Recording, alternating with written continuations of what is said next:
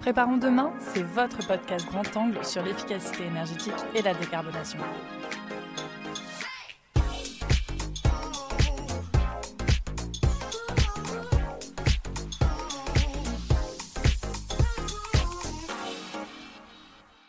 Bonjour à vous, curieux d'aujourd'hui et de demain. La rentrée a filé à toute vitesse et oui, nous sommes déjà au mois d'octobre et c'est l'heure de notre rendez-vous mensuel.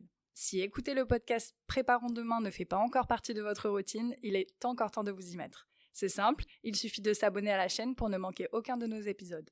Chaque mois, on vous emmène à la découverte de sujets passionnants autour de l'efficacité énergétique et de la décarbonation. Et ce mois-ci, je vous propose de découvrir un outil qui pourrait transformer votre manière de gérer l'énergie. Dans un secteur aussi énergivore que l'industrie, le gaspillage énergétique est un véritable fléau. Avec l'augmentation constante des coûts énergétiques, des réglementations environnementales de plus en plus strictes et l'objectif de réduction des émissions de carbone à l'horizon 2030, maîtriser sa consommation d'énergie est devenu une nécessité stratégique. Mais vous vous demandez peut-être comment identifier les points de perte énergétique dans vos usines ? Eh bien, c'est ici qu'entrent en jeu les logiciels de supervision énergétique. Ces outils sont conçus pour surveiller en temps réel l'ensemble de vos consommations d'énergie, qu'il s'agisse d'électricité, de gaz ou même d'eau. Grâce à une collecte et une analyse des données précises, ces logiciels identifient rapidement les zones où l'énergie est gaspillée. Alors, pourquoi une supervision énergétique est-elle bénéfique pour vous ? Quels sont les avantages de cet outil ? Et comment peut-il vous aider à mieux comprendre et contrôler vos consommations d'énergie ? Pour décortiquer le sujet, j'accueille aujourd'hui au micro de Préparons demain Frédéric Boisard, responsable du service digital chez Certinergie et Solutions. Restez avec nous, car après cet épisode, vous pourriez bien être tenté de débuter une nouvelle démarche d'amélioration de votre performance énergétique. Bonjour Frédéric, bienvenue au micro de Préparons demain. Bonjour Aurélie. Alors, est-ce que tu es prêt aujourd'hui ? J'ai pas mal de questions à te poser. Oui, je suis prêt. Vas-y, je t'écoute. Eh bien, c'est parti. Je commence avec ma première question. J'ai brièvement expliqué le rôle d'une supervision énergétique dans l'introduction. Mais est-ce que tu peux nous rappeler avec tes mots de quoi on parle exactement lorsqu'on parle d'une supervision énergétique ? Oui, notre vision des choses, chez Certinergie et Solutions, c'est qu'une supervision énergétique est un logiciel qui va permettre à un industriel non seulement de quantifier ses consommations d'énergie, d'eau, de gaz, mais aussi de comprendre comment le site va consommer ces énergies. Et c'est ces mots, comprendre comment le site consomme, qui fait la différence entre les différents logiciels de supervision énergétique qu'on trouve sur le marché. Et pour pouvoir comprendre comment consomme un site industriel, il faut faire de l'acquisition de mesures à un rythme relativement soutenu. Notre supervision BEX, qui a un historique de plus de 30 ans, est depuis toujours attachée à ce rythme d'acquisition rapide, c'est-à-dire on fait l'acquisition à la seconde. Et c'est grâce à ce volume important de data que l'on va pouvoir comprendre comment le site fonctionne et comment réduire ses consommations. Alors on peut prendre un exemple. Par exemple, un industriel possède une centrale d'air comprimé composée de 3 ou 4 compresseurs, dont un à vitesse variable. Première solution d'instrumentation relativement simple, on met un compteur d'énergie électrique pour la centrale qui va remonter les consommations toutes les 10 minutes. Avec ça, on va pouvoir bien sûr quantifier la consommation de la centrale par jour, par semaine, par mois ou sur l'année, et puis les coûts également associés. Si on rajoute un débitmètre d'air en sortie de la centrale, on pourra déterminer sa consommation spécifique, le rendement de la centrale. Mais avec une donnée d'énergie qui remonte toutes les 10 minutes, on sera dans l'incapacité de comprendre ou de détecter d'éventuelles dérives de régulation des compresseurs. Donc c'est pour ça que nous, on ferait un deuxième choix d'instrumentation qui va être d'installer un wattmètre par compresseur qui remontera les puissances actives toutes les secondes. Et on pourra donc bien sûr, grâce à ça, quantifier la consommation de la centrale et les coûts associés. Mais grâce à l'acquisition à la seconde, on pourra, à l'aide de notre outil de traitement, analyser les historiques et comprendre et détecter d'éventuelles dérives de régulation entre les compresseurs très facilement, ce qui n'est malheureusement pas rare. Et du coup, quels sont les bénéfices pour un industriel qui installe un outil de supervision énergétique ? Comment ils se traduisent, ces bénéfices ?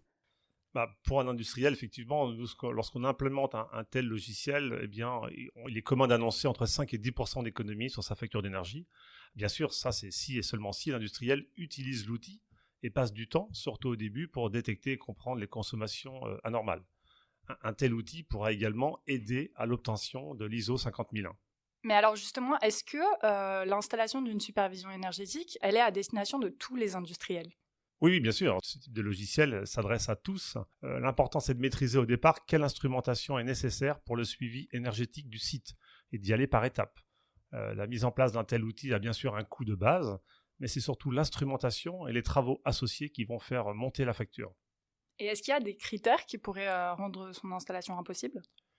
Notre outil BEX, par exemple, étant implémenté en local sur le site, il n'y a aucune raison pouvant empêcher sa mise en place, contrairement à d'autres logiciels en mode SaaS ou sur le cloud, où les données doivent sortir du site, ce qui est impossible, nous, pour certains clients. Mais alors justement, Frédéric, d'après toi, quelles sont les questions à se poser avant d'installer une supervision énergétique? Et si un industriel se rend compte qu'il a tout intérêt à l'installer, quelles sont les étapes à suivre pour son intégration? Notre préconisation au démarrage d'un tel projet, c'est de passer soit par une mission d'identification des usages énergétiques significatifs, les UES, afin de cibler l'instrumentation à mettre en place, soit directement de passer par un plan de comptage pour lister l'instrumentation à réutiliser et ou à ajouter pour le suivi énergétique. Et alors concrètement, comment ça fonctionne une supervision énergétique? Quel type de données on peut suivre et analyser avec cet outil? Alors, en général, une supervision est implémentée sur un PC physique ou sur une machine virtuelle chez l'industriel. Et bien sûr, elle doit satisfaire les règles de sécurité informatique du site. Et cet outil communiquera via le réseau Ethernet du site avec les différents capteurs, automates ou modules d'acquisition en temps réel. On pourra ainsi suivre en temps réel n'importe quelle donnée, il n'y a aucune limitation. Ça peut être également des données du process qui, grâce à l'outil d'analyse, permettra également de comprendre en détail le fonctionnement du process et de réaliser des gains énergétiques. Alors Frédéric, j'ai besoin que tu nous éclaires. Une fois qu'on a installé justement la supervision énergétique, qu'elle est en place, que les données sont remontées, comment je les utilise ces données pour réduire justement les consommations de mon site industriel?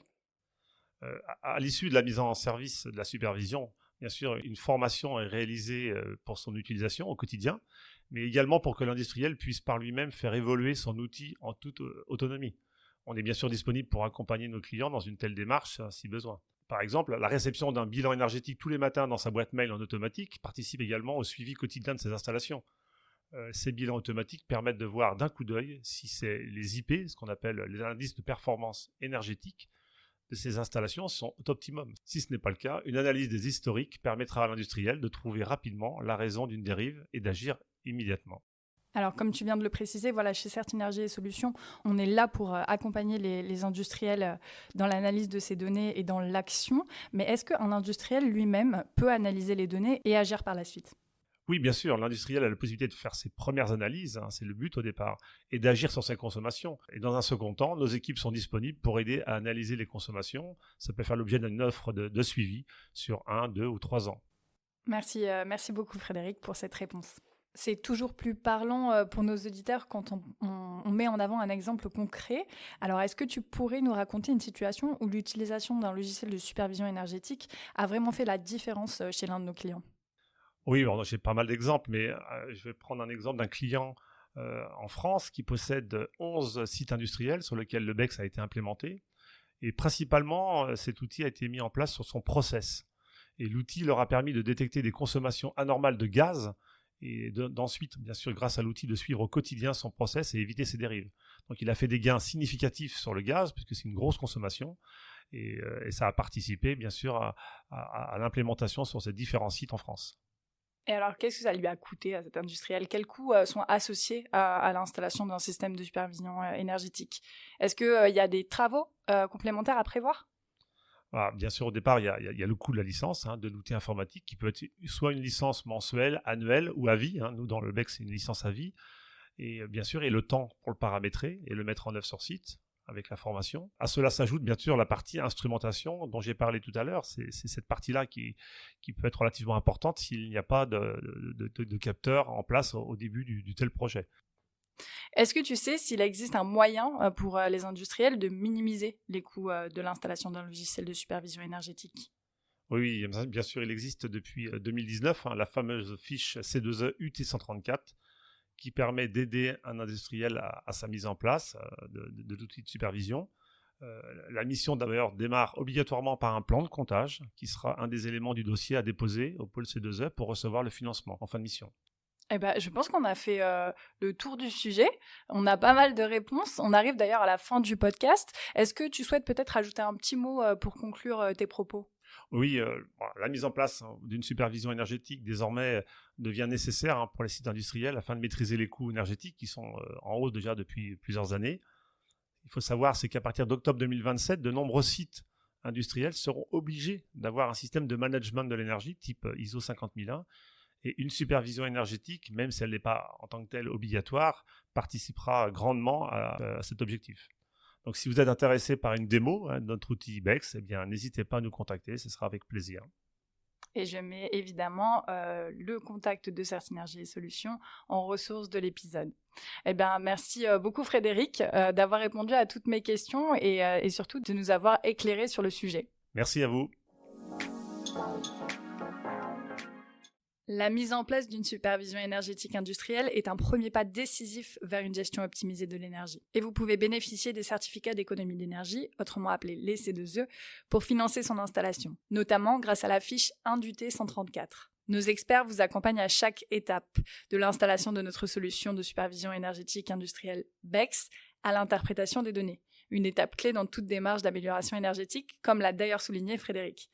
Et pour aller plus loin dans l'optimisation de vos performances énergétiques, pensez également au déploiement d'un système de management de l'énergie. Nous avons d'ailleurs consacré un podcast à ce sujet, peut-être que celui-ci pourra aussi vous intéresser. Alors vous l'aurez compris, si vous êtes un industriel, suivre vos consommations est indispensable. Je vous mets de quoi aller plus loin dans les ressources de l'épisode.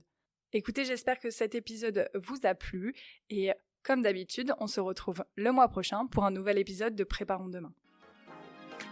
Si vous souhaitez en savoir plus ou écouter un autre de nos podcasts, rendez-vous sur certinergie.com. Tous ensemble, préparons demain.